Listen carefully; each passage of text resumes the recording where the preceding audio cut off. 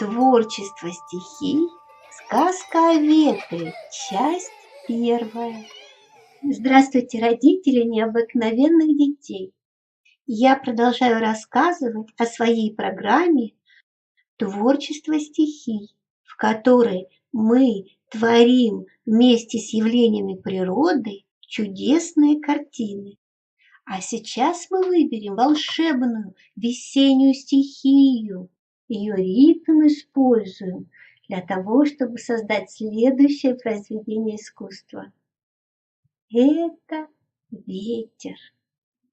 У меня было одно занятие, на котором мы делали шумелки, создавали образ ветра и как бы материализовывали его. Сейчас я вам покажу эту шумелку. Как вы думаете, что там внутри?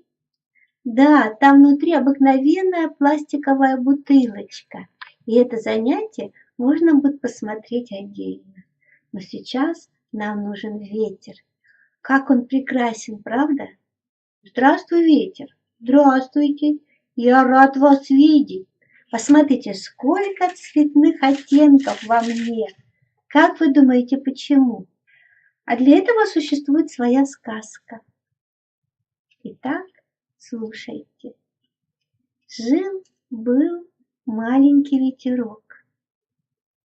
Да, сказка совсем не с этого начинается, а начинается она с того, что я, современная волшебница воображения, однажды сидела около своего окна и услышала какой-то шелест и стук, и поняла, что за окном кто-то есть.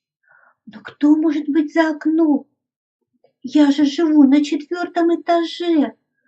Я испугалась, но все же потихоньку подошла к окну и увидела, что за окном сидит на подоконнике маленький ветер. Сидит и горько плачет. Я говорю: ветер, почему ты плачешь? А он мне отвечает: я плачу, потому что я такой красивый, и никто меня не видит, ни один ребенок, хотя дети всегда видят все удивительное и волшебное, не говоря уже о взрослых. Все только злятся на меня, и никто меня не хвалит, а я так стараюсь. Я пожалела ветра, говорю: ну ладно, расскажи мне свою историю. Я перескажу ее детям, и, может быть, они тебя будут замечать. Тогда ветер рассказал мне ту самую историю, которую хотела вам пересказать сейчас. Будете слушать? Жил-был ветер. Он летал по всему миру и много-много всего видел, и везде старался помочь людям, но никто этого не замечал. Сначала он летел в осеннюю страну.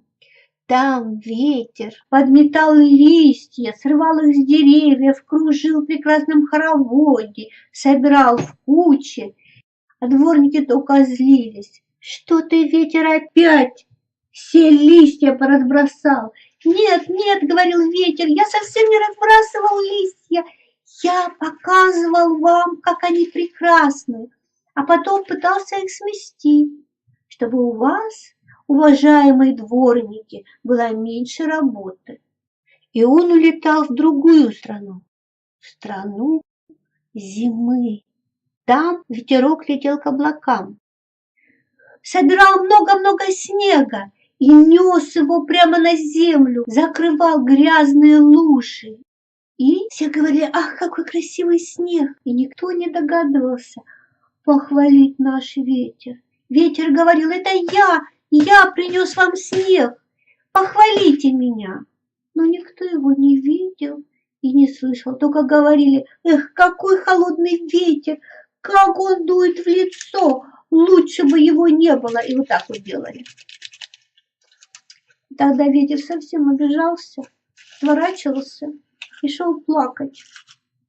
И начиналась оттепель, все кругом капало, и приходила весна.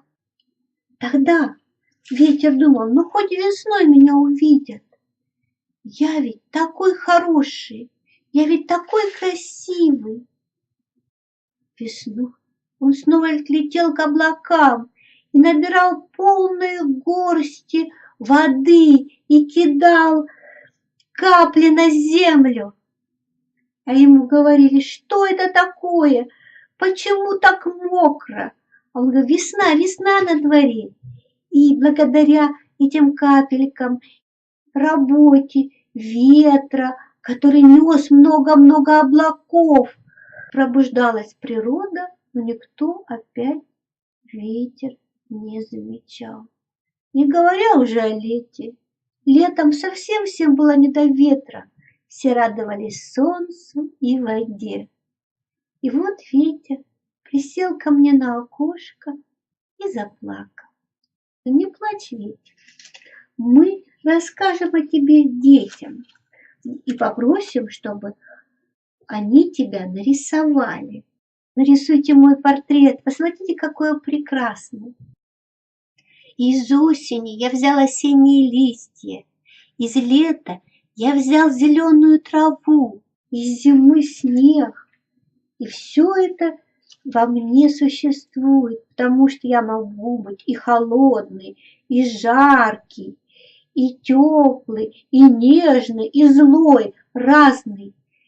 Ветер бывает удивительно многообразен, у него много-много настроений. И вот теперь я и предлагаю вам нарисовать ветер. Мы будем рисовать.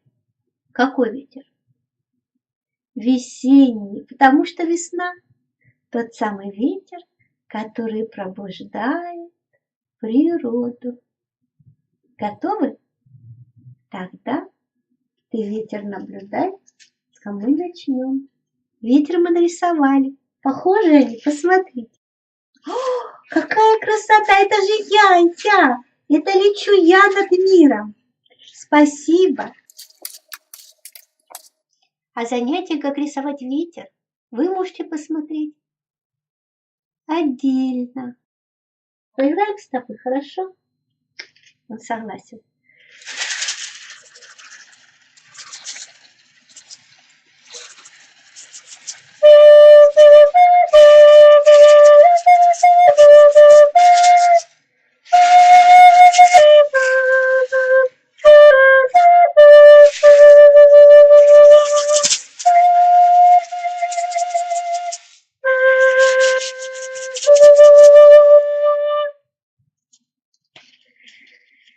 На этом мы прощаемся с вами. До следующего творчества. Занятие для счастья с волшебницей Мариной. Продолжение следует.